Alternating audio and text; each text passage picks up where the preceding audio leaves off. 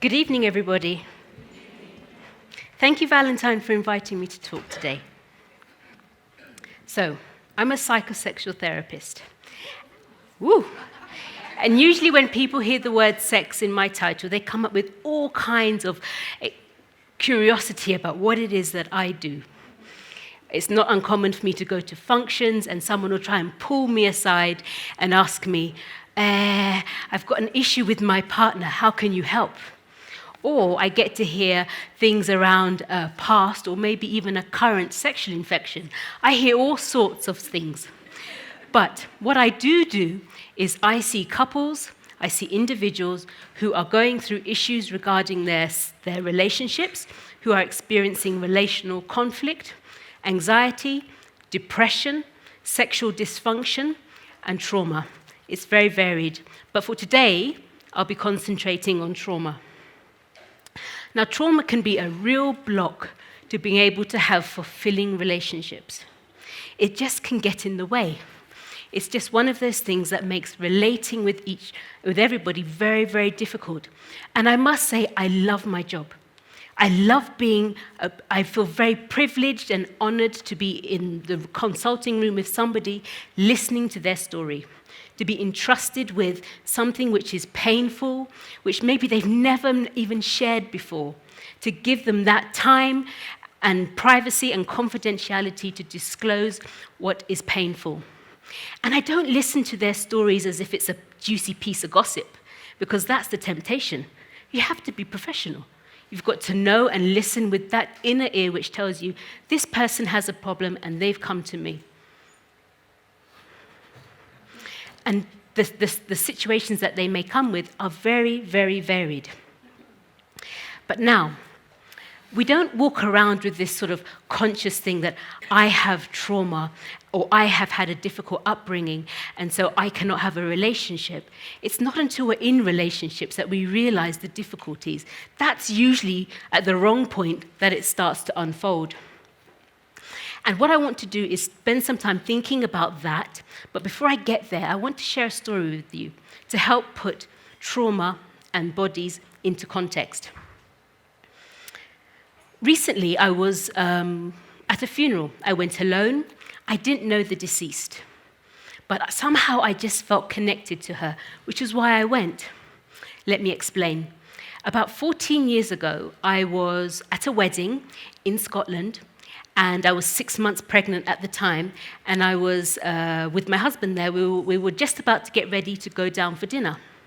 Now, my aunt rang me, and I thought, this is very bizarre, because back then, people didn't ring at 500 bob a minute. It was just really, really expensive.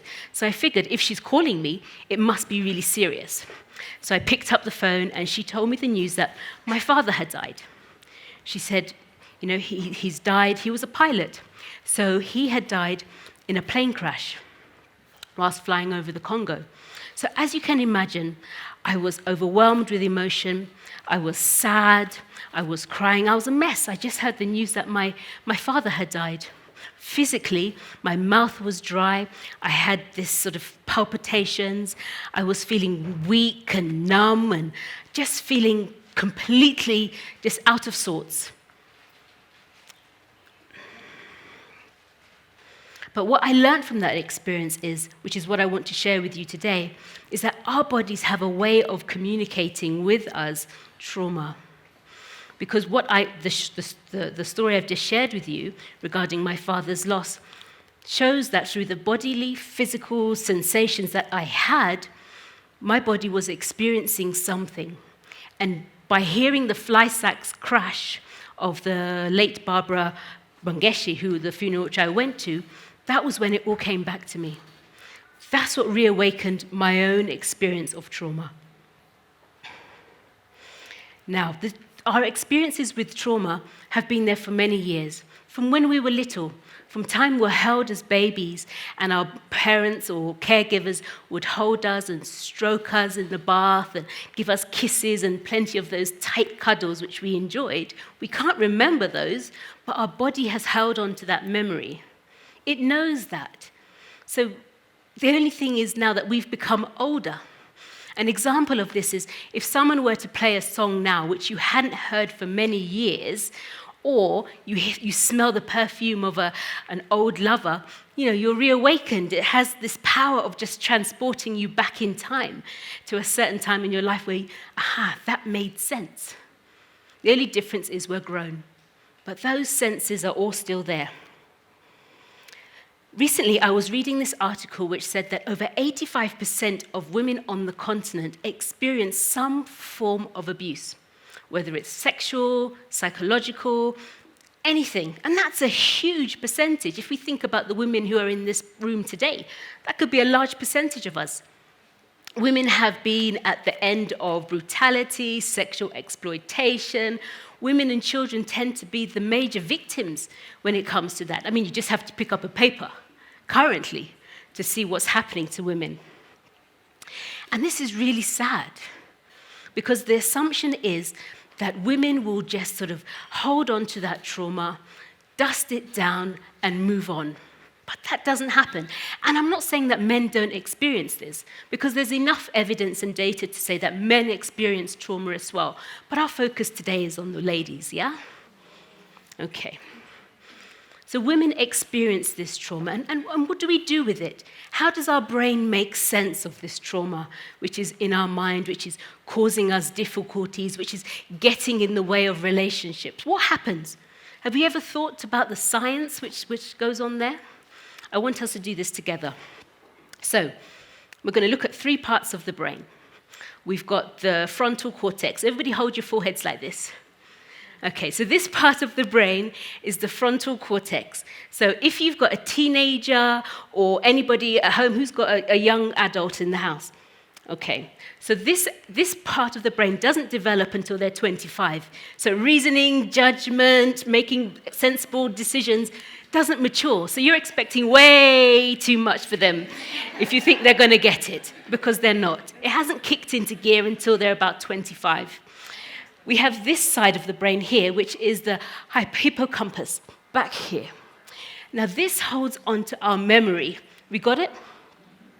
So anything to do with things that happened in the past, any trauma, any sadness, anything happy, because things that happen and are retained back here don't always have to be sad. They can be happy memories. They can be fun. They can be laughter. They could be love. They could be all of those lovely things that we like. They're all stored back here.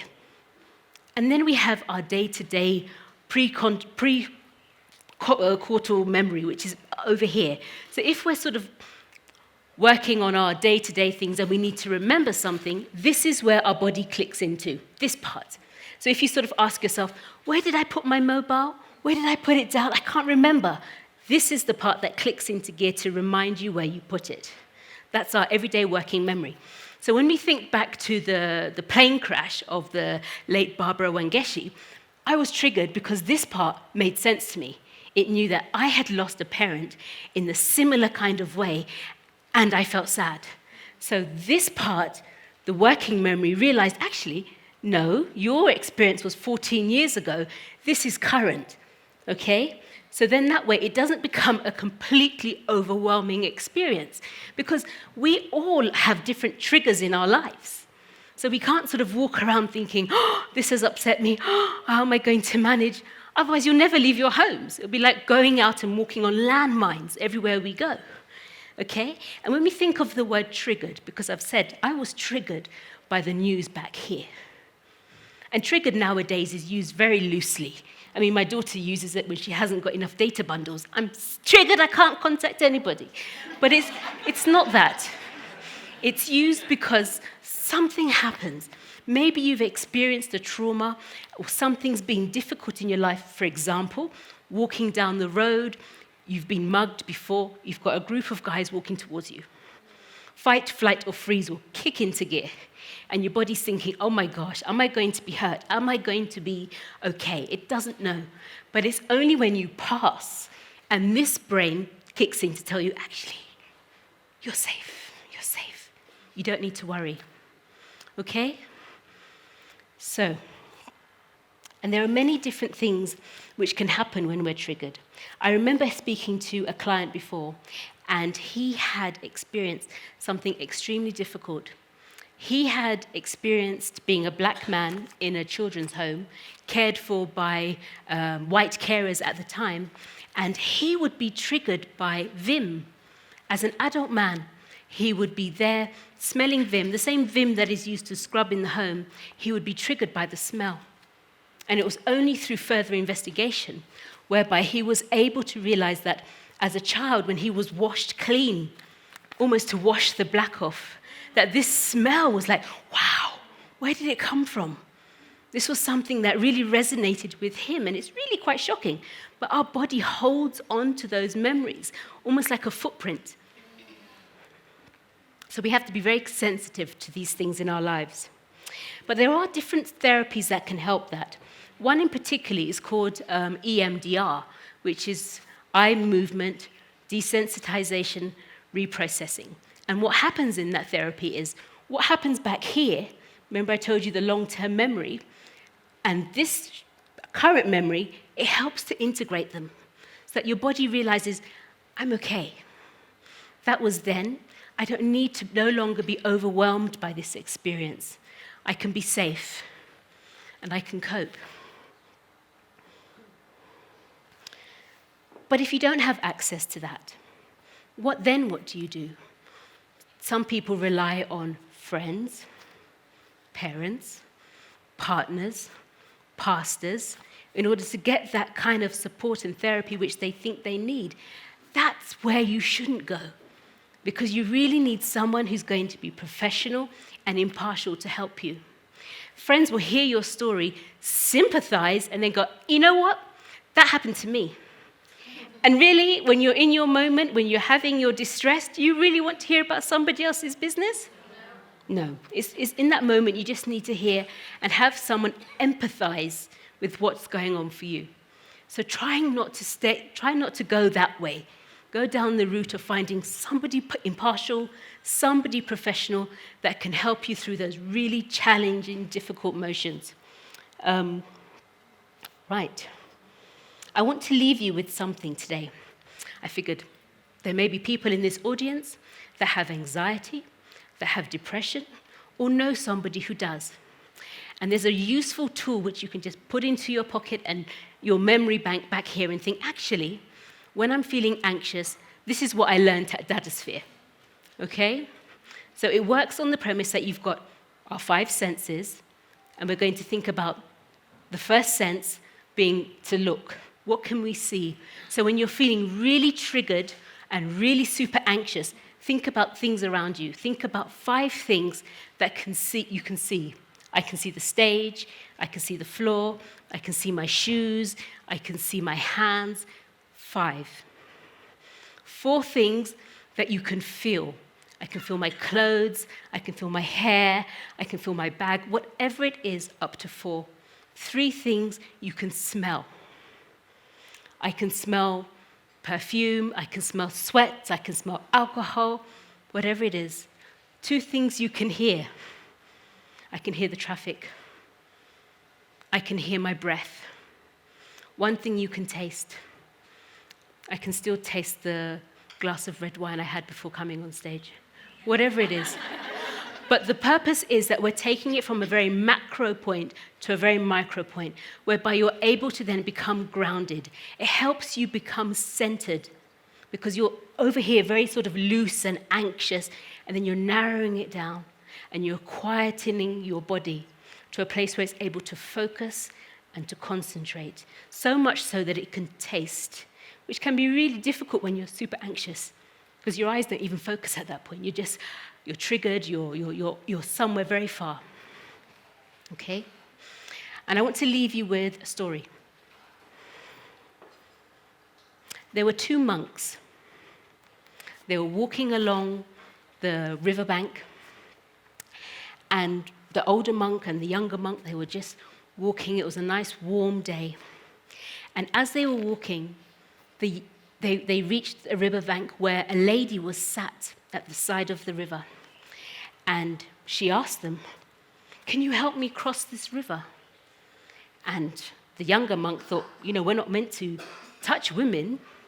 We're not meant to go anywhere near her. But the older monk was like, okay, I'll help you cross the riverbank.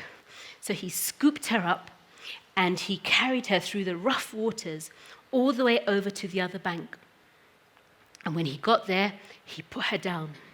Then he came back to where the younger monk was still waiting for him, and they continued on their journey. 2 hours went by. In the 3rd hour, he said to him, I'm really perplexed. You picked up that woman, and as monks, we're not supposed to do that. He said, the difference is I put her down.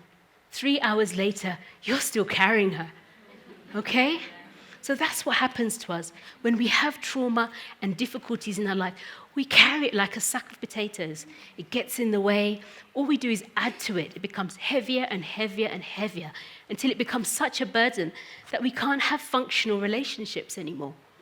So what we need to think about is, if that sack of potatoes, if that emotion no longer serves its purpose because it's zapping all of our energy, we need to find ways to let go. And then that way we can move on to have positive, loving relationships. Thank you.